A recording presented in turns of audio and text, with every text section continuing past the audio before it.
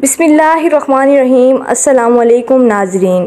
Karbala के तमाम रास्तों में ज़ायरीन अरबाइन के लिए जिस तरह खाने पीने और आराम वगैरह की सहूलियात वाफर मिकदार में मौजूद हैं, उसी तरह ज़ायरीन को रूहानी ग़िज़ा मुहैया करने के लिए मुक़द्दस रोज़ों और मज़ारात ने पूरे रास्ते में कुरानी दस्तरख़्वान बिछा रखे हैं कि जहां इराक़ में मौजूद कुरानी इदारों के अहलकार ज़ायरीन को कुरानी तालीमात पर मुश्तमिल रूहानी ग़िज़ा फ़राहम कर रहे हैं।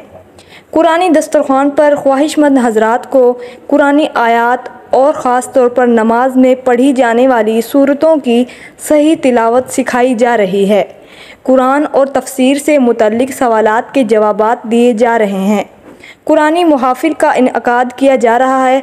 ज़ियारत और कुरानी उमूर के बारे में पम्फलेट और किताबी तक़सीम की जा रही हैं। अरबाइन वाक़ इराक़ में नजफ़ से करबला तक पैदल सफ़र की कहानी। नजफ़ से करबला का पैदल सफ़र। इस मुख्तसर स्टॉप के बाद हमारी बस मज़ीद 1 घंटे के सफ़र के बाद नजफ़ पहुंच गई। अरबाइन के लिए आने वाले ज़ायरीन का सफ़र नजफ़ में हज़रत अली के रोज़े पर सलाम से शुरू होता है। हर बरस चहलम इमाम हुसैन के मौका पर नजफ़ से करबला का रुख करने वालों की दुरुस्त तादाद के बारे में मुख्तलिफ़ अंदाज़े लगाए जाते हैं, लेकिन एक मोहतात अंदाज़े के मुताबिक अरबाइन के मौका पर इस इलाके में 3 करोड़ से ज़्यादा अफराद का इज्तिमा होता है। नजफ़ पहुँचते ही हर किसी को करबला का रुख करने की जल्दी होती है, लिहाजा ज़्यादातर अफराद अपना सामान नजफ़ में छोड़ते हैं और छोटे बैगों में सफ़री ज़रूरत का सामान लेकर पैदल करबला की जानब रवाना हो जाते हैं। नजफ़ से करबला का फ़ासला तकरीबन 80 किलोमीटर है। नजफ़ से करबला जाने वाली सड़क को नजफ़ के नाम से पुकारा जाता है। अब ये आपकी क़ुव्वत, सेहत और हौसले पर मुनहसिर है कि आप रोज़ाना कितना चलते हैं और ये फ़ासला कितने दिन में तय करते हैं, लेकिन अमूमन नजफ़ से करबला मिशी करने वाले अफराद 3 से 4 दिन में ये सफ़र तय कर लेते हैं। नजफ़ पर करबला जाने वाले ज़ायरीन के लिए हर किस्म के इंतज़ामात किए जाते हैं।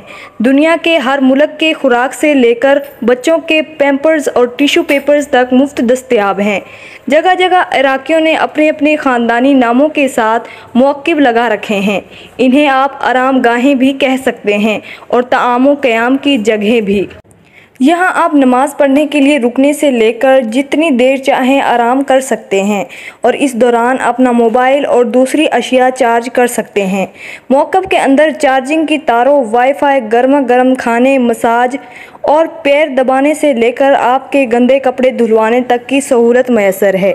अगर आपकी तबीयत नासाज हो जाए या आपको किसी दवा की ज़रूरत है तो इसके लिए हर चंद किलोमीटर पर मेडिकल का स्टॉल बीमा अमला भी मौजूद है। छोटे छोटे बच्चे अपने सरों पर बड़े बड़े थाल में खाने की अशिया रखे नज़र आते हैं। इन सब का इसरार होता है कि आप इनका खाना ज़रूर खा कर जाएँ। कई मुकामात पर तवील दस्तरख़्वान बिछे नज़र आते हैं। इस सड़क को दुनिया का सबसे बड़ा दस्तरख़्वान कहना गलत ना होगा। वो एक 80 किलोमीटर तवील सड़क थी, एक आम शाहराह जो किसी भी मुल्क में 2 शहरों को मिलाने के लिए तामीर की जाती है, लेकिन शिया मुसलमानों के लिए मुक़द्दस समझे जाने वाले 2 इराक़ी शहरों नजफ़ और करबला को मिलाने वाली इस सड़क पर मंज़िर कुछ ख़ास था। यहाँ जा बजा दौरान सफ़र किसी भी मुसाफिर को पेश आने वाली हर ज़रूरत का मुफ्त इंतज़ाम था। कोई ज़बरदस्ती आपको जूस पिलाना चाहता है तो कोई खजूरें या दीगर अशिया खुर्दनोश पकड़ा देता है। तो दोस्तों, ये थी आज की मेरी मालूमाती एक और वीडियो। अगर आपको पसंद आए तो इसे लाइक करें और मेरे चैनल को ज़रूर सब्सक्राइब करके जाइएगा, क्योंकि इसी तरह की वीडियोज़ मैं आपके लिए लेकर आती रहूँगी। शुक्रिया।